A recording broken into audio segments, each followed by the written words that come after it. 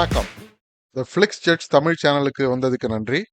இந்திய மற்றும் உலக மொழிகளில் உள்ள படம் மற்றும் சீரியல்ஸை அலசி ஆராய்ஞ்சி அக்குவேர் ஆணிவேர் ஆக்கி பார்க்கலாமா வேணாமான்னு நீங்க முடிவு பண்றதுக்கு ஒரு ரேட்டிங் கொடுக்கறது தான் என்னுடைய வேலை. வாங்க இன்னைய வீடியோக்குள்ள போகலாம்.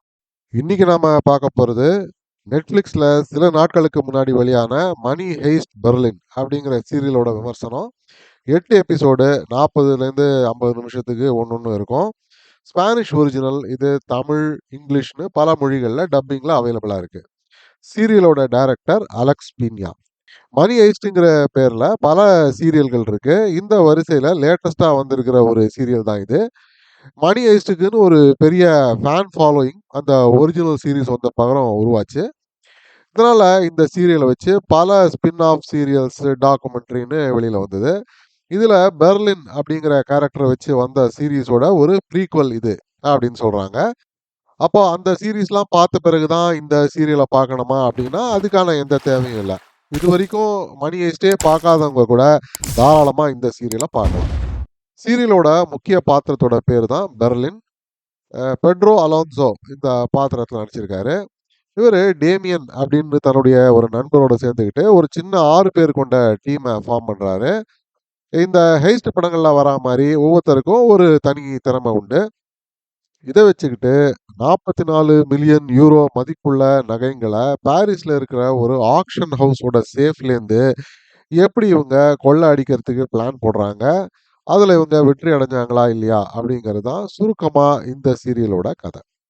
ஹெய்ஸ்ட் படங்கள்னால ஒரு 3 பகுதிகள் ஜென்ரலாக இருக்கும். முதல்ல பிளானிங் அண்ட் டீம் ஃபார்மேஷன், அதுக்கப்புறம் இந்த ஆக்சுவல் ஹெய்ஸ்ட்டு, அதுக்கப்புறம் போலீஸ் சேஸு அது எப்படி முடியுது, இந்த மாதிரி தான் கதை ஜென்ரலாக போகும்.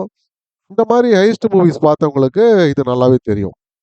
மணி ஹெய்ஸ்ட்டில் இதோட கூட கொஞ்சம் கூடுதல் ட்ராமா எலிமெண்ட்ஸ் எல்லாம் சேர்த்து செஞ்சுருப்பாங்க. ஸ்பானிஷ் சீரியல்னாலே கொஞ்சம் ஓவராக தான் இந்த ட்ராமா எல்லாம் இருக்கும்.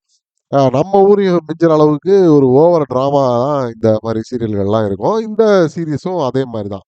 அண்ட் அதுதான் இந்த சீரியலோட ஒரு மெயின் பிரச்சனை.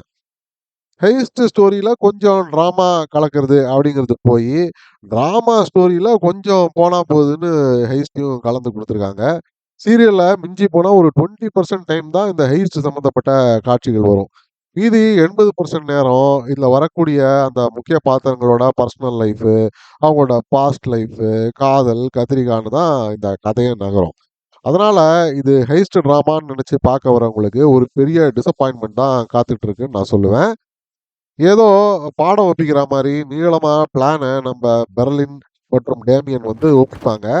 அதை கேட்டு டக்கு டக்குன்னு மற்றவங்கள அதை செஞ்சு பிடிச்சிருவாங்க. துளி கூட நம்பகத்தன்மையே இல்லாத ஒரு 5 வயசு குழந்தை கூட நம்பாத வகையில இவங்களோட அபத்தமான பிளானிங் அண்ட் எக்ஸிகியூஷன் எல்லாமே இருக்கும். இதுல பிரெஞ்சு போலீஸு, போராததுக்கு ஸ்பெயின்ல இருந்து வர போலீஸு, இவங்க எல்லாரும் ஒருத்தர் மூஞ்சியை ஒருத்தர் பார்த்துக்கிட்டு சும்மாவே இருப்பாங்க. நம்ம பெர்லின் மற்றும் இவங்களோட டீம் ரொம்ப ஈஸியா இவங்களை ஏமாத்திட்டு தப்பிச்சு போயிடுவாங்க. ஒரு காட்சி கூட துளி கூட மெனக்கெடாம ஏனோ தானோன்னு எடுத்திருக்காங்க. அன்னன்னைக்கு ஏதோ தோணுன மாதிரி கதை எழுதி காட்சிகளை எடுத்த மாதிரி தான் இருக்கும். அளவே இல்லாத ஒரு அபத்த களஞ்சியமா தான் இது இருக்கு. சரி, அந்த 80% டிராமா காட்சிகள் இருக்கு. அதுலயாவது ஏதாவது கதை மனசுல நிக்கிற மாதிரி காதல், சஸ்பென்ஸ், சோகம், கோவம்னு ஏதாவது இருக்கான்னு பார்த்தா அது இதோட படுமோசமா இருக்கு. இந்த ஸ்பானிஷ் அல்லது இந்த யூரோப்பியன் கல்ச்சர்னு போனாலே அவங்களோட வாழ்க்கை முறை, அவங்களுடைய குடும்பம் இதெல்லாம் நமக்கு சரியாவே புரியாது. இதெல்லாம் நம்மளால ஜீரணிக்கவே முடியாத மாதிரி சில சமயம் முகம் சுளிக்கிற வகையில கூட காட்சிகள்லாம் இருக்கும்.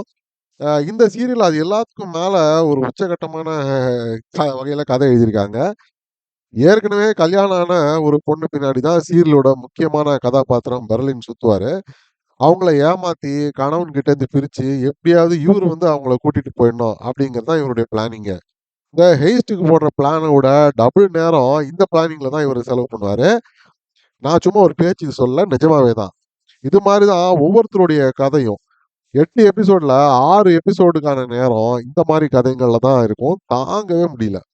பாத்திரங்கள் மேல ஒரு பிடிப்பு ஏற்படுத்த டைரக்டர் தவறிடுறாரு அப்படின்னு தான் நான் நினைக்கிறேன். பிடிப்புங்கிறது நமக்கு பாத்திரத்து மேல ஒண்ணு நமக்கு அந்த பாத்திரத்தை பிடிக்கணும், இல்ல ஒரு பயம் வரணும், இல்ல ஒரு கோபம் வரணும். இந்த மாதிரி ஏதாவது ஒரு ஃபீலிங் இருக்கணும். அதுக்கு அந்த பாத்திரமோ, இல்ல அவங்க செய்யற செயல்களோ ஒரு நம்பகத்தன்மை இருக்கணும். அந்த மாரி எதுவுமே இல்லாம, ஒரு எரிச்சல் வரக்கூடிய வகையில தான் இந்த சீரியல் இருக்கு. சரி, அப்ப இந்த சீரியல பார்க்கலாமா அப்டின்னா, கண்டிப்பா யாருக்குமே இந்த சீரியல நான் ரெக்கமெண்ட் பண்ணவே மாட்டேன். நீங்க ஒரு மணி ஹெய்ஸ்ட் ஃபேனா? அல்லது ஜெனரலா ஹெய்ஸ்ட் சீரியல் இதெல்லாம் பார்ப்பீங்களா? அப்ப கண்டிப்பா இத பார்க்கவே பார்க்காதீங்க. பெரிய டிசப்பாயின்ட்மென்ட் தான் உங்களுக்கு மிஞ்சும். ரேட்டிங்லாம் குடுக்குற அளவுக்கு வொர்த்தே இல்லாத ஒரு சீரியல் தான் இது. அப்புறம் பார்க்கணும்னா உங்களோட இஷ்டம். பேரன்டல் கைடன்ஸ்ன்னு பார்த்தீங்கன்னா, இது ஸ்ட்ரிக்ட்லி ஃபார் அடல்ட்ஸ் ஒன்லி. மீண்டும் இன்னொரு விமர்சனத்தோட உங்களை சந்திக்கும் வரை நன்றி, வணக்கம். இந்த வீடியோ பிடிச்சிருந்ததுன்னா லைக் பண்ணுங்க, ஷேர் பண்ணுங்க, சப்ஸ்கிரைப் பண்ணுங்க. உலகத்தரமான படம் மற்றும் சீரியல்களை நீங்க பார்க்கணுங்கிறதுக்காக பல சினிமா சீரியல்களை பார்த்து அதிலேருந்து சரியானதை மட்டும் அடையாளம் காட்டுறது தான் இந்த சேனலோட குறிக்கோள். நன்றி.